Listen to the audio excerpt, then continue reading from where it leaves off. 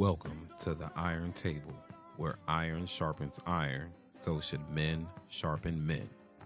I am your host, Bryant Godine, and I'm joined by my brothers Keith, Danny, and Steve.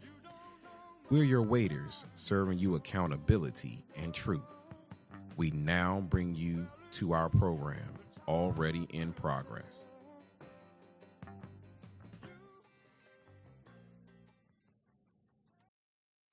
All right, welcome to the Iron Table, where iron sharpens iron, so should men sharpen men. And if you're not being sharpened, then you are not at the Iron Table. So you need to come over here. So a couple of housekeeping items before we get started. Of course, all of our recordings can be found either here on YouTube or also on our audio site, which is irontable.buzzsprouts.com. As I said, you can find us on Google Podcasts, Apple Podcasts, Amazon Music, and YouTube. Just search for The Iron Table. There's a second one. They all right, but they ain't us. And then, of course, we don't own any of these rights in music, but we honor those who have used their talents to provide a story, tell a story. And so we use their words to honor their gifts. All right, as I said, Iron Table. One of your co-hosts, Bryant. I got my brothers, Keith, Danny, and Steve. And before we really get into today's message, I wanted to ask these guys, what have they been up to? We haven't seen each other in like 2 weeks, and just want to get a good update, good little check-in, a litmus test. So, fellas, doesn't matter what order, you're not on mute, so say your piece. Don't hold your mule. Don't hold your mule. I'm gonna just jump in and say I had my debut with the Iron Table basketball squad last night. Luckily, my nose isn't in my brain. All right. We were able to survive. My goal was to be able to walk home. I was able to walk home. That's the goal. Yeah, so have fun. Looking forward to continuing to get healthy with my brothers. Yeah, that's what's up. That's what it's about. Health. Wins are a bonus. Yeah, we would have won if they didn't take me out in the first half. I honestly believe that we actually had a lead for the lead. There were lead changes. There were several lead changes up to the time I got hurt because we had a good rotation. It was good. It was good. We had some chemistry. So yeah, we lived. We so walked. next time wear a mask. They try to take the boy down. That's what. Yeah, I'm gonna do what I do best, and just like that might fade. Just going in the lane. I'll save that for other people. I'm just going to be in the corner. None of us are going in the lane. We are Nope. Mid-range or threes. That's about it. I gotta go to work my black job on Monday. So I ain't trying to get hurt. Careful with the black jobs. President Trump. He president now. Trying to steal your black job. Steal your black jobs. So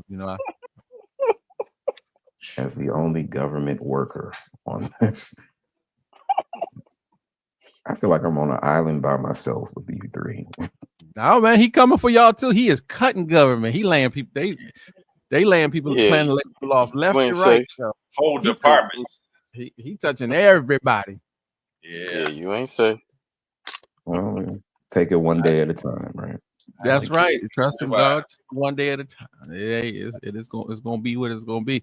The biggest change that I think they said they're trying to make is that they're going to have a lot of government employees go back into the building, which is also causing a lot of.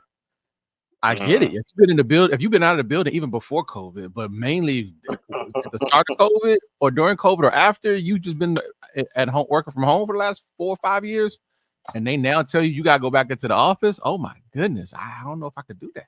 Yeah, I think for those that are 100% remote, but they are within a certain mileage range of the capital, and if you work in the capital, I work in Maryland, in one of the Maryland suburbs. Of course, DC is like, hey, we we got these buildings, people are not coming in, they're not spending money, we're not getting any taxable income. It's not my problem. Yes, they are. That's not my problem. I don't care about that. I'm Okay. not coming back. I would hate it because I have gotten used to the flexibility myself. And if you call me and say, Keith, you gotta go back into the building and work for somebody else. Kick rocks. I'm telling you, the most disgruntled, I don't care employee. You gonna go get your Pathfinder tent? What's that? You gonna go get your Pathfinder tent? Man, I go and show. I do just enough. Show up just enough. I was here. I punched in, and then I went on my lunch break early. Ooh, I think there's flexible schedules. Like I work a 4-10, so I am in the building. I have at least one mandatory day that I have to be in the building, and I'm there. I don't mind going. If they move it to 2, I'm good. I can't do that. I could do one, one mandatory day just to come in. Because most times, most people, let's be honest, either you're gonna be hyper focused and you're gonna come in because that's the one day you got, and you're gonna knock it out and you're gonna get it done. Or usually it's the complete opposite. You're gonna come in there and you're gonna BS socialize, for 8 hours, talking to everybody at the water cooler and everything. Man, how you doing? How the kids? How's everybody? I'll say my job is more of strategic aligning individuals, like making sure the left hand knows what the right hand is doing, and linking organizations together in order to provide technical assistance. You working that grown man job. So professional. Health is something that is liked on both sides of the aisle. So I know, and I'm not saying I'm insulated from this. No, it is. This is going to be 4 years that we've never experienced. Some people try to say it's going to be the same. No, it's going to be different. No, man. He's already saying that. He's already saying it now. He's not just saying that. He has another branch of government now who can support his agenda. And so I would argue that whenever either side gets too much power, there's a shift that, power always brings corruption. Too much power is going to be abused. And so when the other side had both branches of government, that's when you had this advancement of stuff that's like, I don't know. But that's what's going to happen, in my opinion. You're just going to have a big shift in a direction that might not have been as drastic. I know we talked about election, not election, if we're talking about, but I don't know. Either way, I'm setting myself up so that whatever happens, we gonna be all right in that spirit of tide tripping. Yep. Be all right. I got to, but we can't not acknowledge that this is going to be an interesting season for mental and emotional health. So all of you clinical therapists, psychologists, psychiatrists, all of it, behavioral health is going to be an explosion, because we just had to deal with people coming out of the pandemic and then going into this, and with a lot of frontline workers having to deal with individuals who may feel more emboldened now that their desired party has won. Not me. You remember You remember the last term? They did feel like it was a lot of just senseless acts of racism. People just fulfilling themselves. So it's already been reported that it's back. But let's think about the Black and brown people that live in some of these areas which are predominantly red. In order to survive, do they get a pass if, for their own safety and their own preservation, that they voted a certain way, even if their morals did not fully align with that of a certain party? What do you mean by a pass?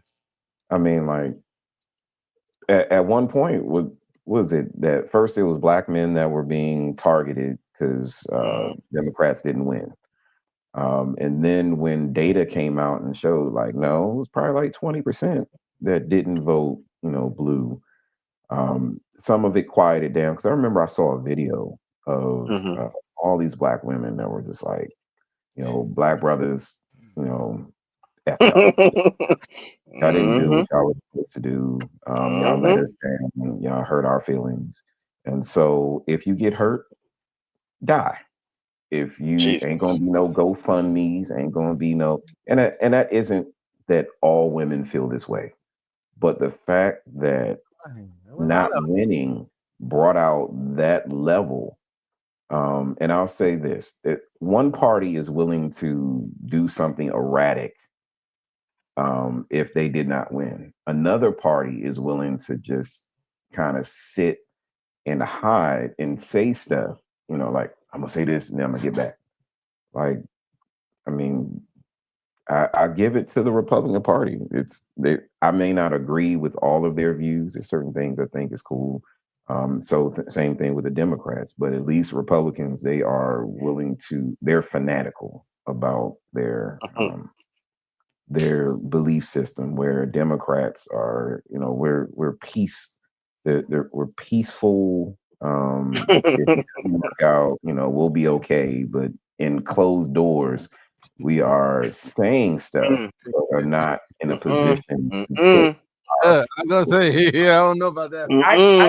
I got another question for you in light of something we were talking about in the pre-show, and that is we were talking about nice guys, right? And I just had an epiphany.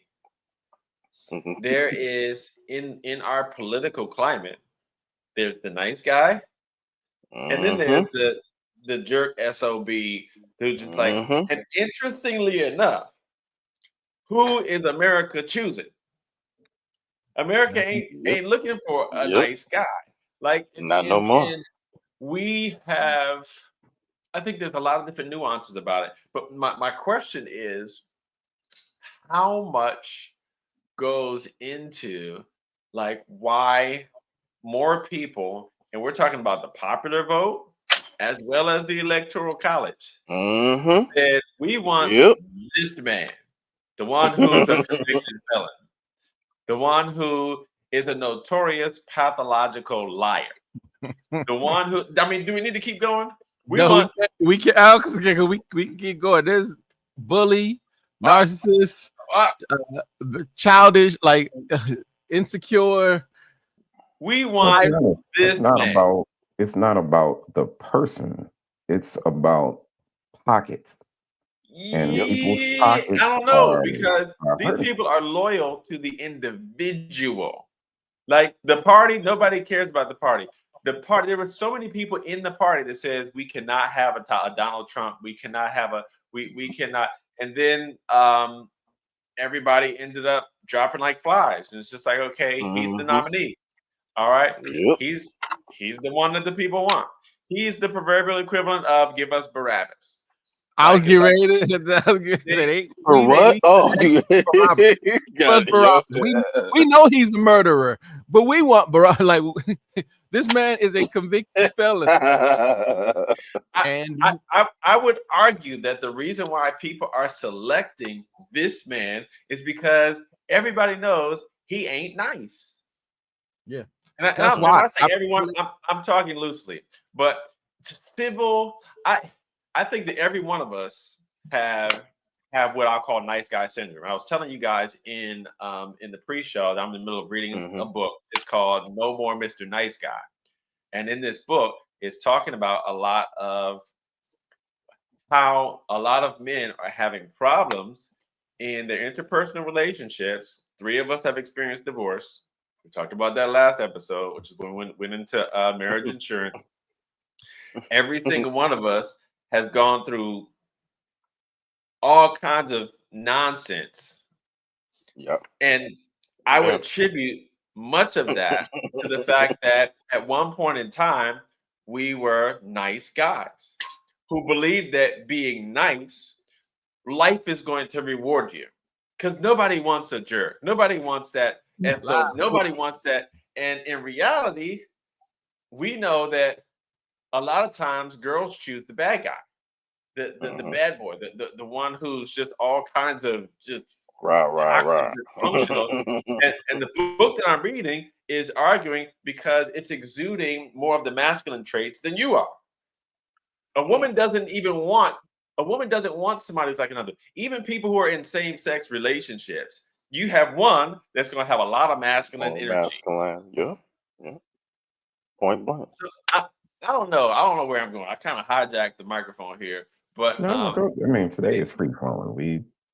I've already started talking about politics, and again, I'm the only government worker, and But it's here's the not. thing: do we need nice in the presidential seat at this point? With everything that's going on in the world, with everything that's going on in the country, do we need nice? Do we need hold your hand? Do we need a kumbaya person, or do we need somebody that just like, look, enough's enough?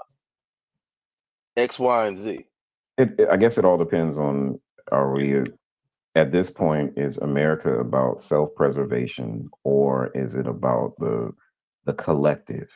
And I think we've been about the collective. I think there has to be a balance. It's probably still swinging and hasn't gotten to that balance, but now it's swinging back to the side that says we need to, somewhere we stop believing that we are great, that we're important, that we're influential. And yeah, we stopped believing that because the bully came and said we need to make America great again. Oh shoot, I got to put my thing up. Hang on, my thing about to turn off.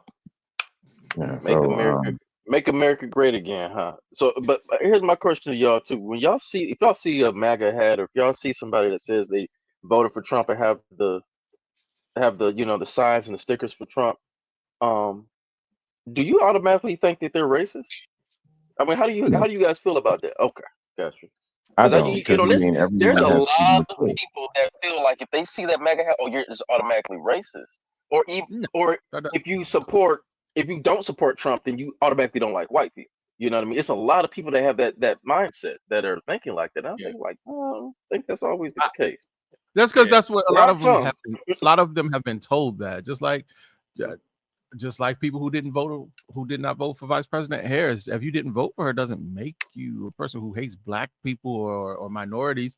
You may not agree with her politics, or you just don't feel like she would have been the best fit. And that's what I think it was hard for a lot of the, like I saw some of those videos, Bryant, and I think that's what was hard for a lot of women to get to wrap their minds around, is that some people just felt she wasn't a good fit. I don't want her as the president. It's not even about her having the first black female president, or some people felt she's not qualified, or just did not want her. Like, again, and you have the right to not you have the right to choose. That's the democracy. You had Hillary Clinton, so it's not the first time. You had Sarah Palin. She was a vice president. Yeah, I forgot all about that. So was it Shirley going all the way back to Miss Shirley Chisholm. So there have been opportunities for America to show that that this position is not gender specific. Right. But right now the majority, and I think as we've used biblical references, this is the children of Israel coming out of coming out of Egypt. And as they're trying to get to Canaan, you had a couple that said, I think it was with the 12 spies, where 10 were like, nah, they big, we can't do nothing. And Joshua and Caleb was like, nah, we can, we got God on our side. We can take it. We can do this. And because the people followed the 10 and didn't have faith, they had to wander even longer. And it wasn't that it was far. It was that all that negativity had to die out before. And as we are looking at, we have more interracial couples. We have, of course, now we have more. We also have more same-sex marriages. America has evolved and gone away, and has, evolved from the black and white to now the grayish area. And so it may not have been the right time, for that. And I'm not knocking either party. I'm independent. So I look at issues and I'm like, okay, what is the issue? Take out morality, take out you know, ageism, sexism.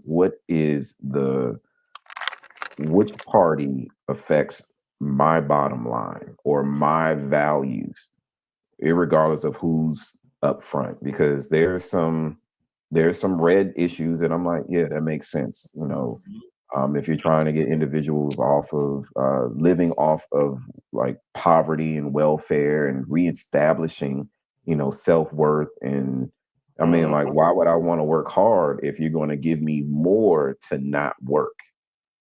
And that, you know, and I'm not saying get rid of all social programs, but redesign them. I think when I was in the 80s, they had, you know, you had welfare, but they also were giving government jobs. And they said, we'll start you off at like a GS2. I think that was making 15,000 back then, which is money.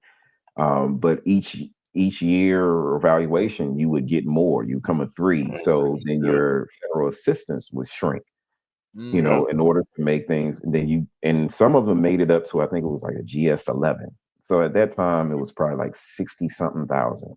You don't need to still get welfare, you know, the system assistance in order to make ends meet. It brought about, you know, purpose, you know, but kind of gone away from that.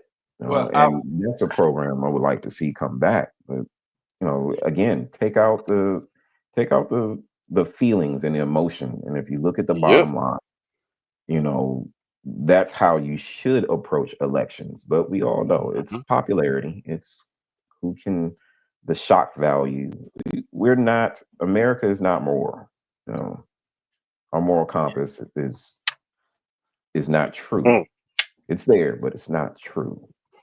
So I wanted to just kind of comment on a conversation I had with a brother like a week or two before. Black guy, African heritage, and he was trying to steer clear. But I was like, yo, I want to hear what you got. I want to hear where you are. There's a friend of mine another friend, he's like, man, I'm an indepublicrat. And so it's like, I don't have any, like, I think both sides, there's something wrong with all of them. But I'm going to vote my conscience. Some people believe in the lesser of two evils. But I'm talking to this dude has a rather noticeable African accent. And we end up tiptoeing into this conversation about, you know, what are your thoughts about this election? We didn't overtly say who you voting for, but that's kind of where we're going. And one of the dominant issues that I kept hearing among people who were persons of faith, strong religious faith, was this is where I got the phrase. He called them the alphabet mafia. That's what he called it to reference the community that uses the rainbow. And he was pointing out how this movement that has existed now for several different administrations, both Democrat and Republican, that it was getting out of hand to the point that parents could no longer tell their children they can't mutilate their genitals and become the opposite gender. And so he said his contention was, you know what? I don't necessarily agree with this person, this guy as a person. He was talking about Trump. But if I need to vote for him to prevent them from teaching in the public school system that my kids need to chop off their balls and I guess is that a sign? There we go. to chop off their balls and I guess I need to be careful. That was a sign. But his point was, I am voting not for this guy. I don't like him as a person. I think that he's this. I think that he's that. But if voting for him is the only way to stop this agenda from taking over and usurping my parental rights, then I'll vote how I need to vote. And a lot of people of faith voted that way. Some of them didn't vote because it's like, man, I don't know. I can't vote for either side because over here, that was a thing like too. you got this person who's pushing this, you got this side who's pushing that. It's like I lesser of two evils, both are evil. I don't know what to do this election. So those are some of the conversations that I had with people. Getting back to okay, what happened? Why did it happen? There's a lot of black and brown people who are very religious, and faith guides most of what it is that they do. And even if this guy is a butthole, he's going to give policy that's going to align closer to what they believe. So it's a discussion that can go on and on and on. I just thought it was an interesting conversation to have, and in the light of our conversation. So and I like it that he was actually logical in what he was thinking about, because it seems as if this election has further, like I said before, pushed black people, black women and black men further from each other. We've already talked about, the I don't need a man, or what you bring to the table. I need a high value this, I need a high value that. Now it's like I said, I had clients that were talking about they didn't want to, have sex with their husband, not because he voted for Trump, because they did actually vote for Harris, but because they were a black man, and that narrative that was spit about black men did not support or protect their black woman this time, it just seeped into the minds of a lot of people, to where they did not use their head about everything that's going on, especially in their household. So it's very weird how this has played and divided not only just the population in general, but specifically now the black family. It just bleeds into the misconception that already is there, that we don't feel protected, or we don't feel valued, or you guys don't support us. So it just put it on a public stage, and it made it more of a public narrative, where again, when you go back and look at what is happening, that's not the case. We've always loved, supported, and somebody said every black man in America could have voted and she still would have lost, because again, what is our population compared to those who are voting for Trump? So it's not whether we voted, we did our part. And then even if we didn't agree, that's again, we still have the right to not vote for her. My issue is the level of, because again, I get it, and I'll speak on it. I ain't scared, because I saw a lot of people that day. And I talked to a lot of women and girlfriends and wives and mothers and friends who were very upset, and they were letting me have it. What's wrong with y'all? Why would I was watching people cry because they really wanted to see her in there, and it's almost I dare liking it to sports. When your favorite team goes to the Super Bowl and they lose, and you hate the world because they didn't win. So because we lost. We lost. And so again, we in a situation. You ain't even on the board as a player. I will say there's more at stake in these situations, because your sports team's not making your policies for government, but the level of toxicity and anger within that 24 to 48 hours. A lot of these posts that you see, these women don't, some women say, are we gonna hold out on sex? We not talking. We not like our relationships are bad enough out here for us to be doing this because of a political situation that was beyond our control as black men. So I had to ask. That's not the worst thing. The worst thing I heard was if you get gunned down by the police. Yes, that part. No GoFundMe. We don't care. If you don't have insurance to bury yourself, just go have someone bury you in the backyard. Y'all didn't vote for it. And then what? Again, how would voting for Kamala, like, what would that change? Like, again, even if she did get in, you could still take that stance. So it's about something else. That's just it. It's always. Wait a minute. They said if you don't have insurance, all the women you're talking about. Wait, hold on, Tom. They say if you don't have insurance, we're not gonna do a GoFundMe to bury you. That's what they said. Yep, said if you don't The have election, enough insurance to cover then the election should be far burial, from your worries then, because you don't even have the basics at this point. You shouldn't even be worried about politics because you're not taking care of your home if you ain't even got insurance to bury yourself if anything happens.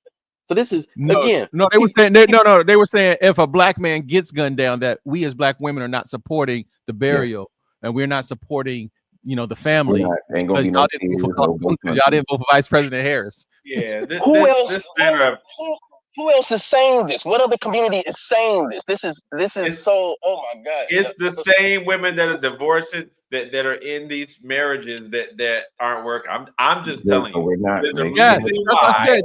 There's some overlap of unhappy women who do not. Ain't nobody with a red hat is giving any credence to that. It's just like, what? You ain't go somewhere with that. Like, think about that. Yeah, think about that. When Trump lost last time, we didn't hear white women saying that about white men. We didn't hear any of this. We didn't hear anybody else say we're not our race. We're not going to support you. They didn't do that. They said, "How can we storm the White House with you, honey? We're storming the Capitol. It's a revolution." Right. Listen, I'm trying to tell you. Okay, we all gonna be felons. They stuck together even in their crazy. They stuck together even breaking the law, Bonnie and Clyde style. There wasn't no. They didn't create division. That's so sad for us as a race, man. They stuck together even in craziness. Yeah, I'm saying, but even as we're looking at this intersection of nice guy, like the red hat represents the antithesis of nice guy. That's what to me, and it worked. It worked. Like regardless of what side you're on, it worked. Like the people said, we want this guy. He ain't nice. There's nothing nice. I'm pretty sure you could argue the fact there's nothing nice about this guy. Nothing. Why have the majority of people selected him?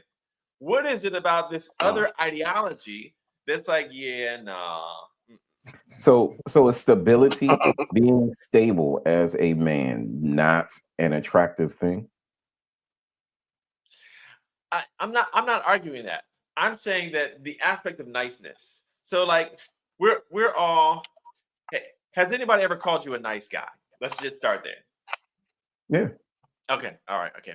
Have you ever had a woman cross the line in terms of a physical altercation?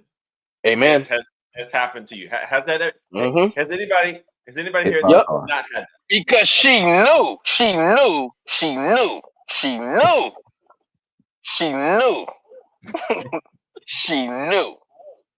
that I'm sorry, I personalized it almost, that we were not going to lay hands because because of the thought, oh, he ain't going. But I mean, the thought is there though. It's just that we're not willing to go to jail for it. I think it's a little deeper than that. I think it's a little deeper than that. Make it deep. And this book, No More Mr. Nice Guy, he's pointing it out based on how a lot of us were raised. Like we end up being less. He's arguing the word the terminology masculine. And so we're trying to please. We're trying to make sure they're happy. We're trying to make sure they have all the things that they need. Where the red hat is just like, this is what we're doing. And like, y'all don't have to like it, but and the surprising thing is I've talked to so many women who it's a love-hate, because it's like, I don't want to plan everything, I don't want to feel like I'm doing everything, but I want you to just do it. Like, they want, again, a lot of women look for that guy who says this is what we're doing, and they tell me I've even heard it. I want you to just say this is what we're doing, because again, being a nice guy, you come and you say, so what do you want to do? Yeah, well, I'm trying to they hate that. It's hated. It's hated. I'm not talking about nobody else. I'm talking about me, Daniel Alexander Williams. Like, what do you want to do? Where do you want to go? Where do you? This is what we got planned today. This is where we're going to eat. And they'll complain about it the whole time, but they don't get buy-in. Oh, okay. And go ahead. What Steve, Bryant, what y'all were talking about? Steve stopped doing what he was doing off camera to be a part of this. I'm also saying specifically the notion of pushing a man to a point to where not even pushing, but just the notion of I'm going to treat this man in a certain way because I know that he is a good dude. He's not going to lay hands because I wouldn't do this to such and such because I know that the fist is going to be in my face. That in of itself is a crime against humanity to use a man's kindness for weakness. Here's the problem, though, Steve. Done every day. There's a difference between kind and nice. It's a difference. And many of us have been groomed by society to be nice, to be to be not so confrontational, to be people pleasers, to be respectful, to not lay to be respectful, to not lay my hands on a woman because I know that I'm physically stronger than you, and this is just not right. So I'm doing what I'm supposed to do, and you're taking advantage of that. Versus people who are like, I need to know that you're strong, even if it hurts me. Okay. Come on. I need this is why women, like, and you talk to them how they end up in these situations where they're in these situations with these crappy dudes. But like that's what they're looking for. They're looking for what we have determined as society represents strength, and it ain't nice. This is why I'm telling you, America has put Donald Trump back in office because he's not a nice guy. There's nothing nice about him. He doesn't care about anything or anyone but himself. Himself. And to some extent, those are attributes that prompt people to say, you know what, I think that we might be in a better position with somebody who just don't care, that just doesn't give up. Yeah, I mean, do we feel like that's all? Yeah, do we feel like that's already been happening? Like, hey, we've had people in position already, and like, what have they done? What's really going on? And there's positions about immigrants, illegal immigrants, and people are getting up in arms of that, and just traveling around the world. There's nowhere else in the world can a person that is not legally supposed to be in that country can they stay.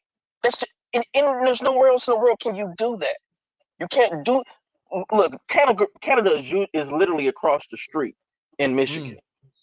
Yeah. Just going over there, they don't play. Go ahead and stay your welcome. You getting a fine or you're gonna be put in jail for a minute. No other countries play that game. But again, it's like you said, do we want somebody that's nice, or do we want somebody that's gonna just say, okay, no, we don't care no more. You know what I mean? We're getting back to the basics at this point.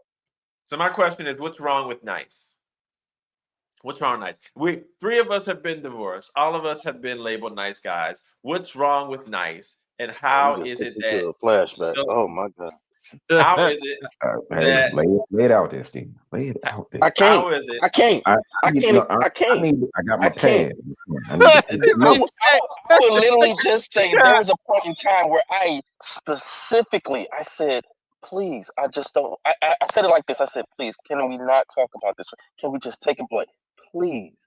I said please about 7 times. Like James Brown. Please, can we just stop? Can we just in the nicest, calmest voice? And it wasn't until the hawk came out. I'm trying to tell you, bro. There's results. There's results. It's like, why do we have to go through this at this point for you to understand that I'm a lion?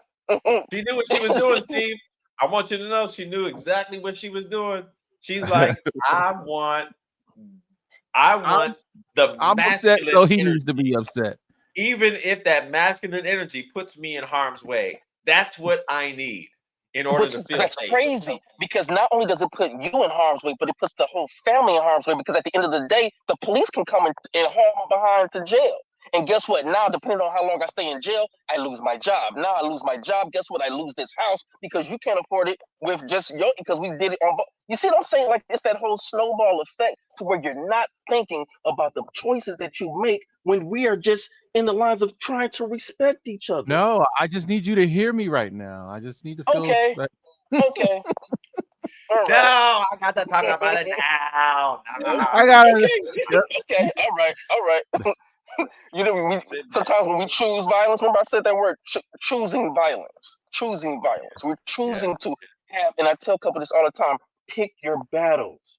Pick your battles. You don't have to battle every time. And it's a fundamental law that they, like each couple should make when it comes to being able to stop and shut things down. Even if it's just for the moment. Just stop.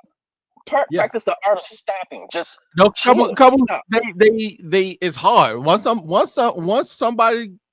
of these couples get their foot on the gas, it is hard to take it off because now they both going and they both want to be heard, and now nobody's listening. Everybody's just screaming over each other, slamming doors, and then that's when a lot of times the blows get thrown with, like you said, hard pause. Just like when in some people's sex life, they got a safe word, and a safe. I tell people even in arguments, sometimes right. You need something. You need a safe word to say, okay, break, time out, throw a flag in something. I'll be right back. But something that allows you to get away from that argument or for that situation before it gets to that. But what is there? What happens when that rule is ignored? That's telling. Not if when it's ignored, because at some point somebody's going to do it. And then you respectfully hold them accountable. Listen, I said I need it because again I had to learn that, and it comes from not being the nice guy. Listen, I just told you, pineapple. If that's the word, octopus, whatever it is, tea tree oil, whatever the safe word is. I just said that to let you know I need a break. So if you're gonna argue, that's fine. You're just gonna be by yourself because I'm not responding anymore. Even if that's there you go. That's what you learn after. Yes, you learn that after. Listen, I told y'all God put me in prison as an employee.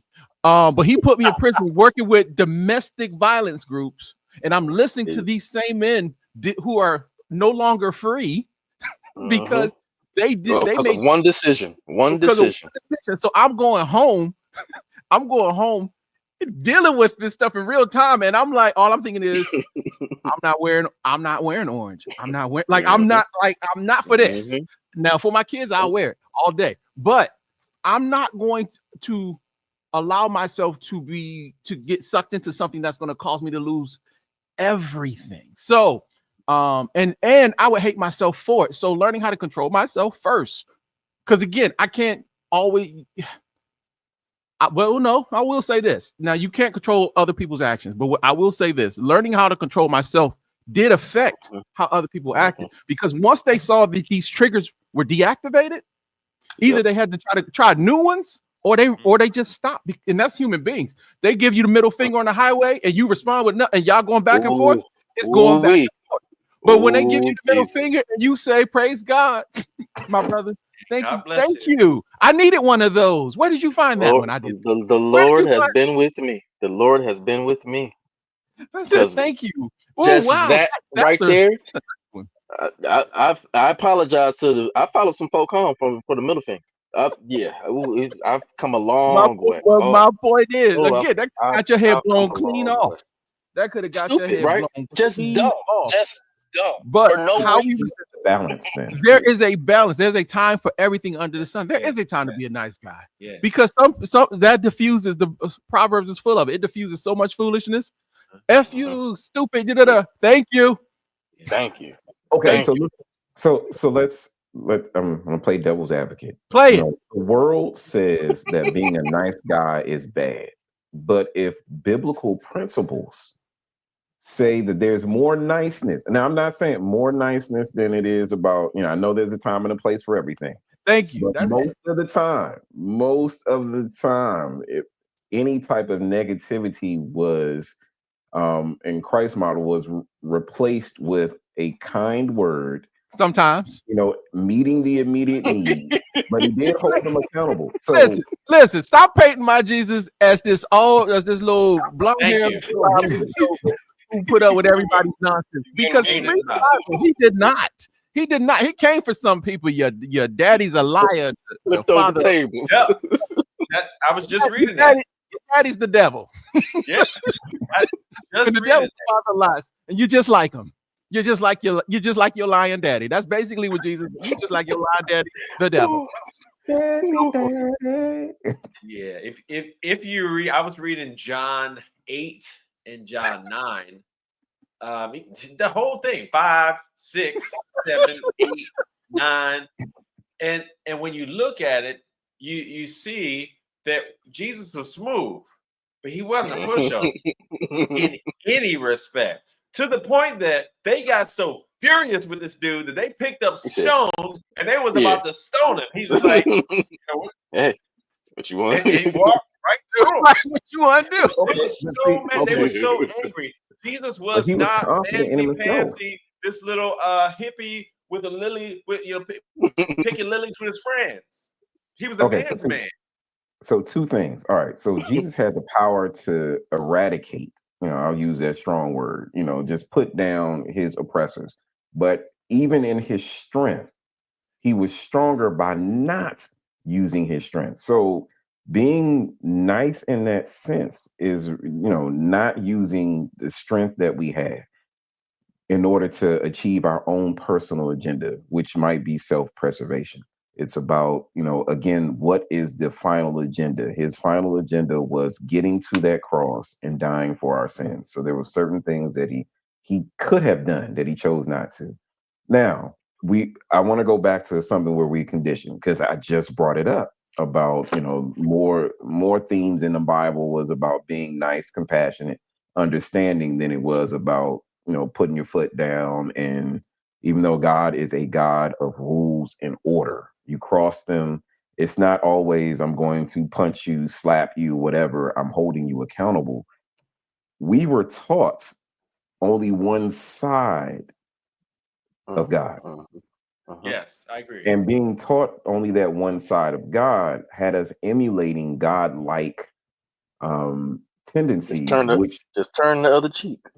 Couple that with the absence of a godly example of a man in our homes. That's the real problem. Yeah.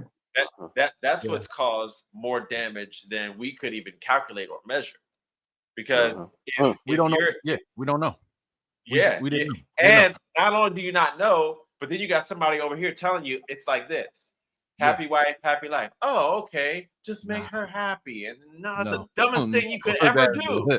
Like, women don't want that. Our moms. Do you know that is in other parts of the country where they lure tourists in? That's a major slogan that they use. It literally was the name of a store. It said happy wife, happy life. And they use that to get you to come in and buy things to just make her happy. Listen, and people don't understand. This isn't new. This goes back. This goes back since like when we started professionally marketing. Good example, diamond industry. Diamonds are just shiny rocks.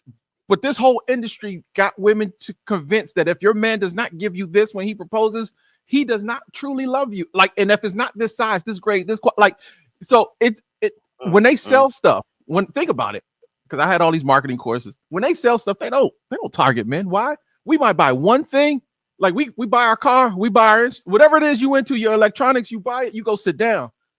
We don't always keep going back like women will go back. Shoes, purses, coats, like there's this drive to go back. So yes, they go after them, women and daughters, because again, with all these, with the concerts, with the Justin Biebers and the Taylor Swifts, they get this buy-in because they know the women will get us to spend. We don't spend. Men will sit. Will sit on quiet it. is kept. We just trying to keep the peace. So whatever I need to do just to keep the doggone peace in my house, I will do it. I will do it.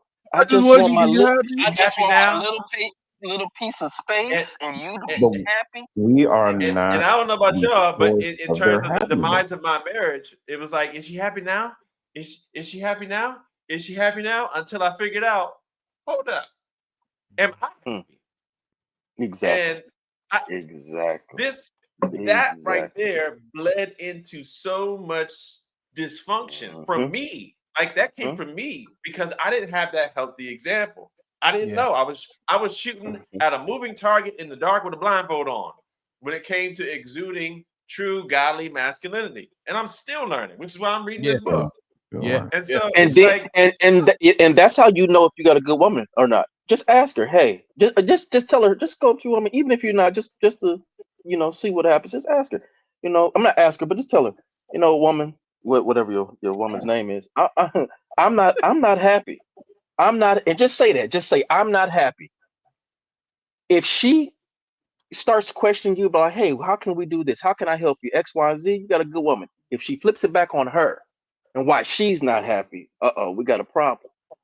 We got a problem because No, a but I'm woman good. should be up. He A wants me to woman should hear. be uplifting a man and helping to just say, hey, you know what? My man was vulnerable enough to come to me and say, hey, he's not happy. How can I, as the helper mate, help him to be happy at this point in time? Because at one point, I'm going to need him. I'm going to need. And Brian, I'm gonna give you a bit of advice on something we just talked about. Remember, we talked about having a safe word or just being able to stop. One thing that will commonly happen, you'll run into this, is that if you guys put that into practice and you guys say, hey, we're just going to stop, what would commonly happen with women is that they will just unload. Okay, now I'm done. And then we have things like, hey, hold on, I didn't get a chance to say what I thought we would stop it. I didn't get a chance to say what I didn't want to say. So let me say what since you then that'll be the Nope. argument. You got a chance to say what you wanted to say. Now I'm gonna say what just let it go. Just let it Yeah, go. you gotta hold the rules. Yeah. Just let it go. Okay, yeah, I know we said we're gonna stop it. You didn't stop, but okay, cool. You said everything you need to say. Okay, we'll revisit Woo! this. And Wait a and minute. and, If I and, say it that, like that, that, and then again, I'm not going if, to when it restart it. happens, when it happens, and that's going to Oh, I'm happen. not listening to you today, Steve. No, you trying to Um, restart. Because uh, y'all have told me before, right? When I said, oh yeah, you were like, no. You know what you just said, restarted it. So nope, not gonna say what you no, just said. no, just don't say all of it. I'm just saying, okay. You just say okay. You know Okay, what? Thank you for sharing. We'll talk about this. We'll revisit this. Thank you for sharing. Yeah. I heard. Oh no, no, not even say that. I say I heard. I heard you. I heard you. I hear what you're saying. Come on, see, because there's other guys that are not in my situation that need to hear this. So you need to I give it to them just as that's you exactly what they need receive. to say. I heard you. I because see, sometimes saying I understand can put your yeah, foot in your mouth too. So you yeah. can't really say that. I heard you. I hear you, and I want to. Let's come back to the situation. I want to Back to the table process later what you today and said talk, yeah. and come Let me back to the process table. this. Come back to the table And later one today or tomorrow morning. and one more thing. Talk And one about it. more thing. Okay? You have to practice. Sometimes people don't understand that sometimes men hold the energy sometimes in a household. If we are the ones that are the head of the household and we are the ones that are supposed to be keeping the energy up or down in these moments, that's exactly what is needed because potentially see the thing about it is like I think Keith or Daddy, one of you guys said this about women. Their weapon of choice is words. We can't win that battle. But if we get our emotions out of whack, our weapon of choice is physical. And we never want, you have to be responsible with that. You never want that to get unchecked. So you have to be sometimes the voice of reason. You have to, because No. it won't hurt her, and it's gonna hurt you too yeah, more, because you jail is got the real. nuclear codes. You have the nuclear codes that they're in your pocket. And once you boop, boop, boop, everybody It's about it. to die. That's everything. I don't everything. This is why it's a two-key system. And the other key is someplace I can't find it. Mm, Yeah. I think I sent it to Keith. Yeah, Brian, you too nice, Brian. It's like, no. I'm Yo, fine with that. one of our I'm trying friends, to I make it think to it the was kingdom.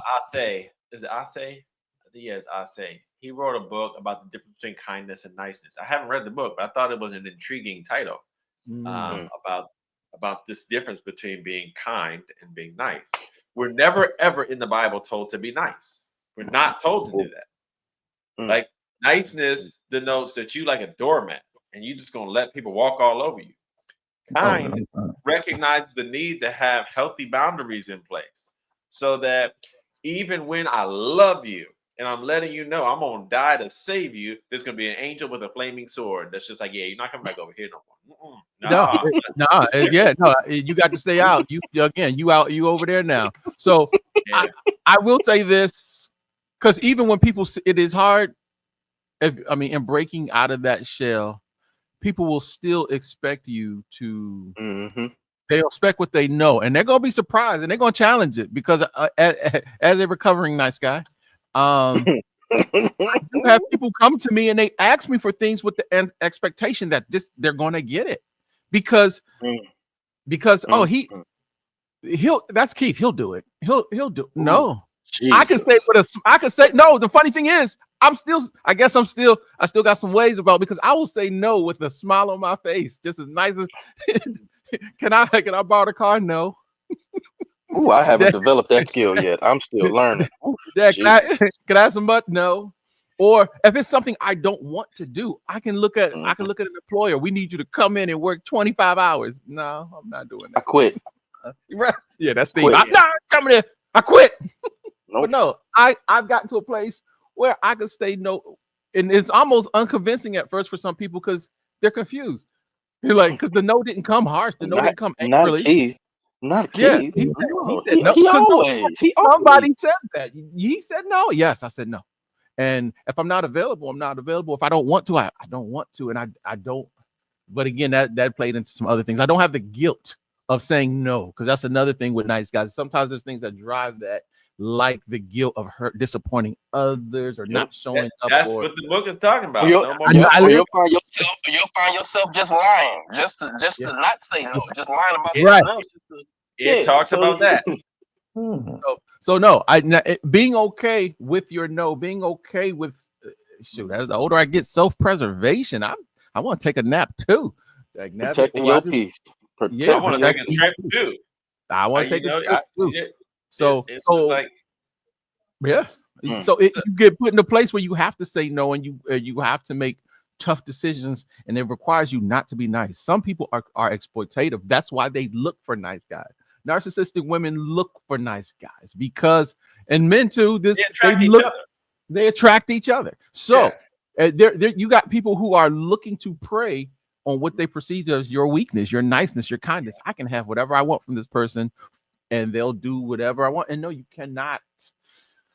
You have to set boundaries. Everybody does, because Mhm. reality is no is part of. I tell people no is biblical. No is godly. You have to, like, if you don't have a no in your spirit for something, you're gonna what won't you give away?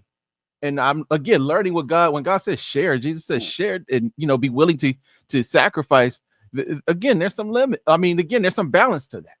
There is some balance to that. If I love you enough, I will say yes a lot of the times. That's a lot of people. You won't have to. Most husbands, most good husbands, we, like you guys already addressed, we want to make our wives happy. We want Oh, them hold to on. have what No, we want them we to can't have what make they someone want. happy. We can We only want them to ask have what them they want to be happy. and need.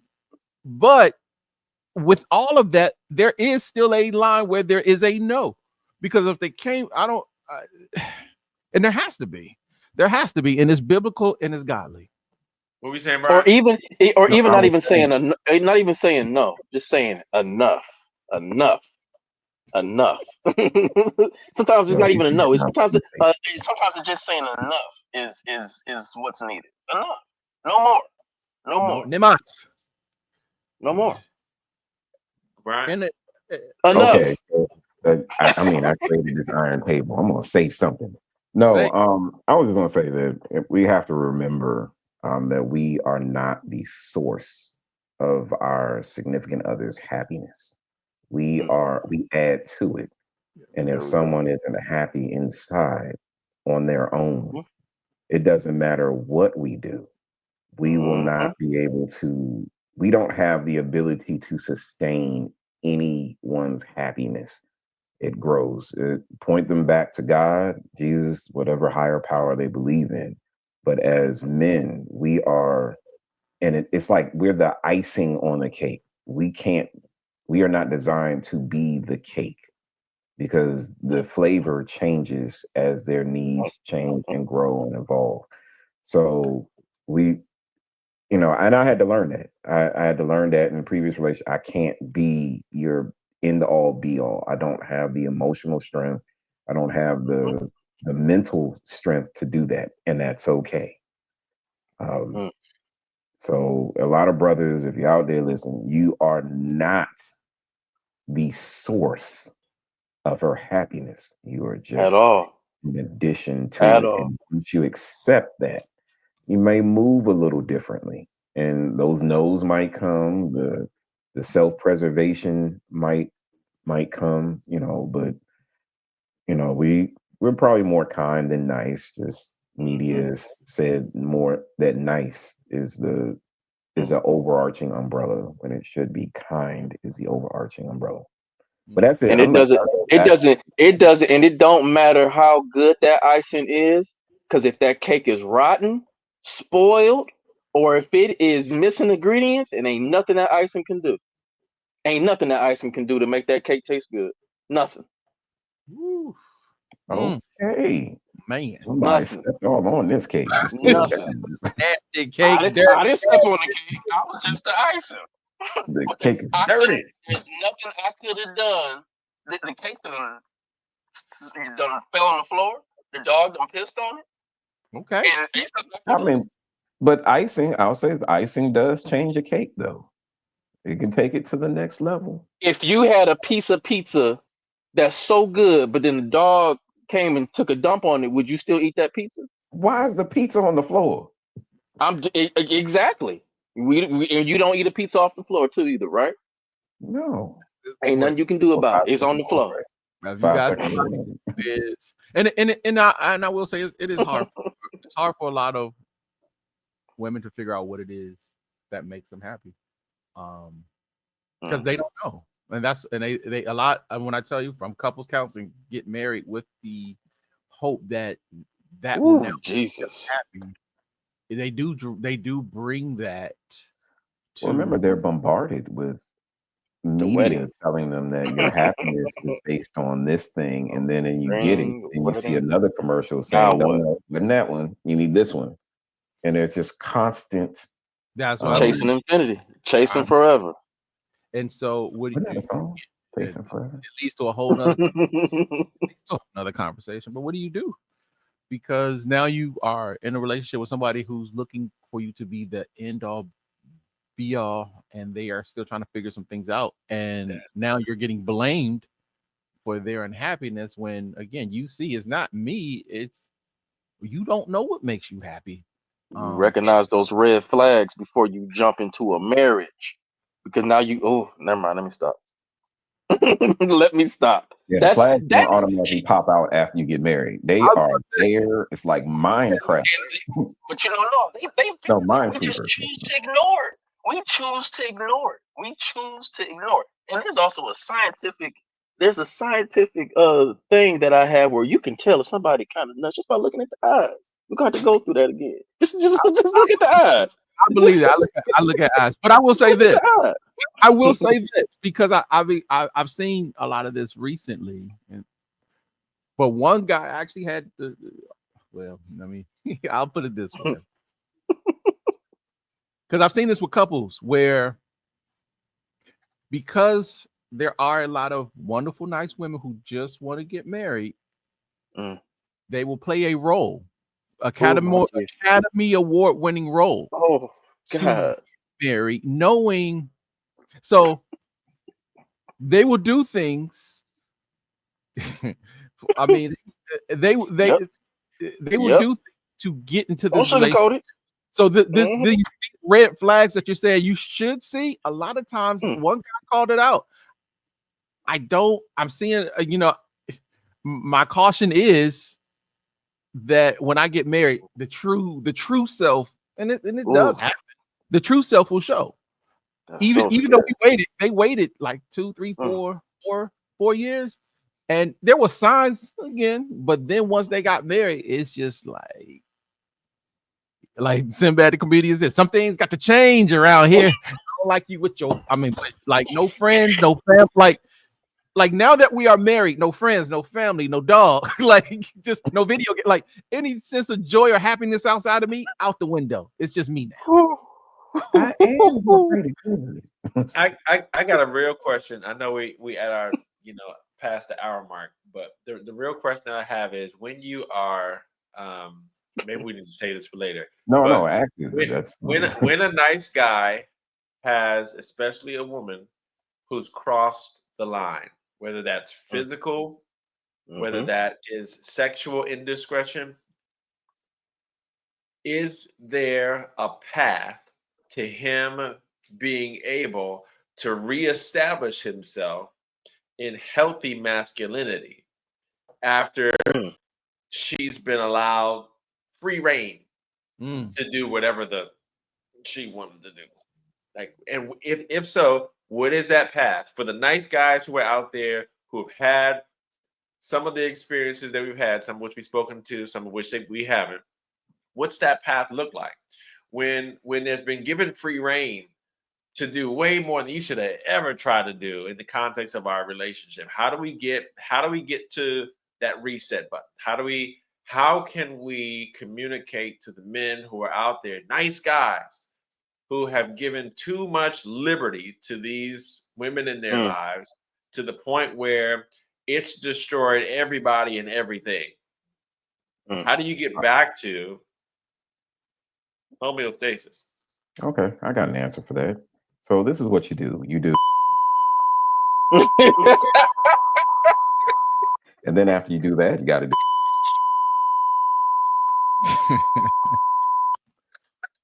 and then you ask God for help. Yeah, some of us got stories in That's here that. Ooh, that I Thank wish God for we help. could share mm, I mean, all. y'all can share. I, The iron mm. table has crossed, All and we I gotta mean, we'll we have. we'll just say we know a client. We know a client.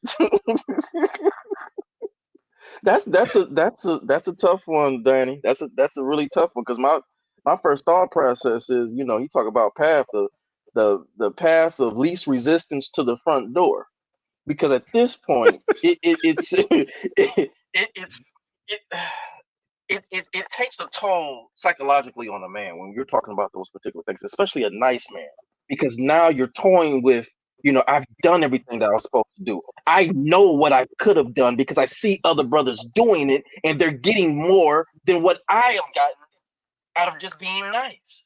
That part. So at this That part. point, it that starts messing with you, and psychologically, then you try to then sometimes almost try to take on those roles of I'm gonna knock you out, I'm gonna do this when you know that's not your persona, or that's not how you were raised, and you know that's not what God intends for you. So sometimes it's best to leave something before it corrupts you. Sometimes it's and it's hard to say, but sometimes you just gotta leave well enough alone before it Mm. corrupts you, and you become something that you. And I always ask men this in a relationship. I say, do you ever think in your life that I mean, do you love your wife or do you love your spouse or whatnot? They say, yeah. I say, well, do you ever think? And I say this right in front of the spouse. Do you ever think that you would ever put your hands on your spouse? He's like, no, never, never. I said, mm-mm. Don't ever say never, because anger and her actions will make you do things that you never thought that you would do. So that's why you have to have control over your emotions as a man and know when to just get out of dodge. Because now, if your anger goes unchecked, if your emotions go unchecked, guess what? It's like a nuclear bomb going off. Yeah. And It now you will. sitting in jail talking to somebody like Keith about, hey, this one decision that you made has cost you 10 years of your life. Right. Man. And fellas, we've come to the end. It's been a pleasure. But before we go, is there anything that you got to leave it out on the floor? That's what I told the guys yesterday, and I was proud on the basketball court that we We left it out on the floor. We laid on the floor. We got knocked down on the floor. But if there's something, a salient point that you have for those who are listening, both audibly and also watching this, what is it that you have to say? Mm. I'll just say this. I think that the discussion was rich. For me, most important parting words is to evaluate whether or not your niceness is in line with true biblical masculinity as men. Because nowhere in the Bible does does it give the idea that we're just supposed to roll over and play dead. Right. That's a common misnomer. One of my favorite um, practical examples of this is in Ecclesiastes chapter 3, which says, "The time for everything, Everything. and a season for every activity under the All sun." of them. All of them.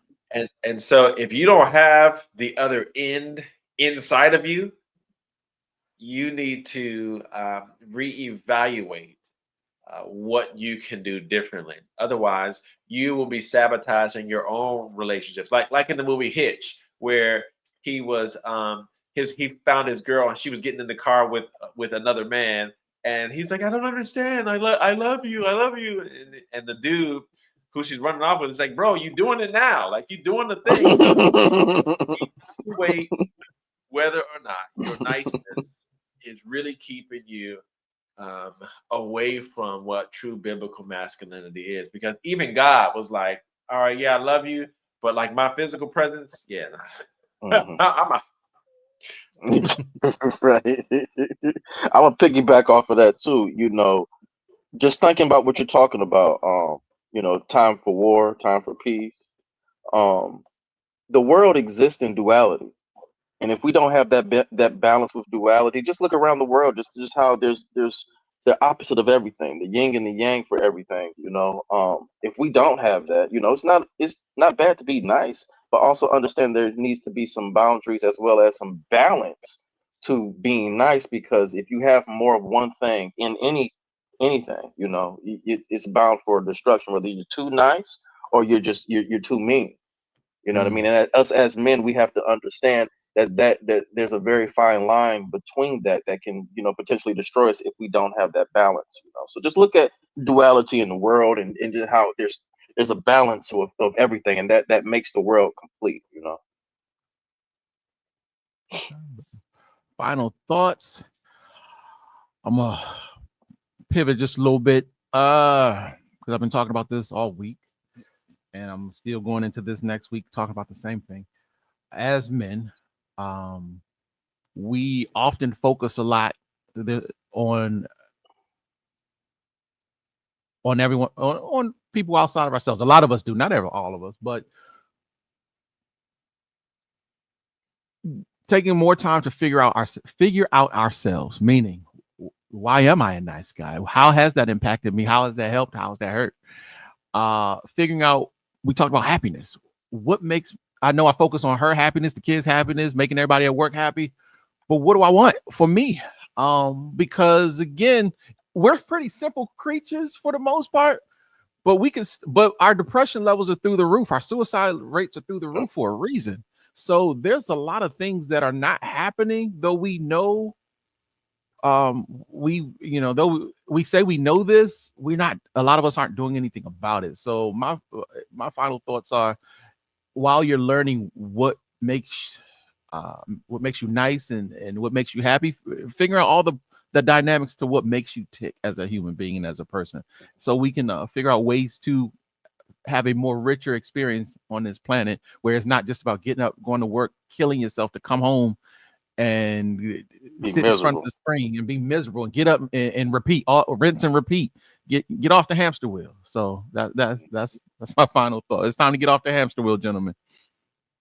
All right, and I'll just say that something my wife told me, that people will show you who they really are, and when they do, Believe accept it, Ooh. and then finally find something to laugh at.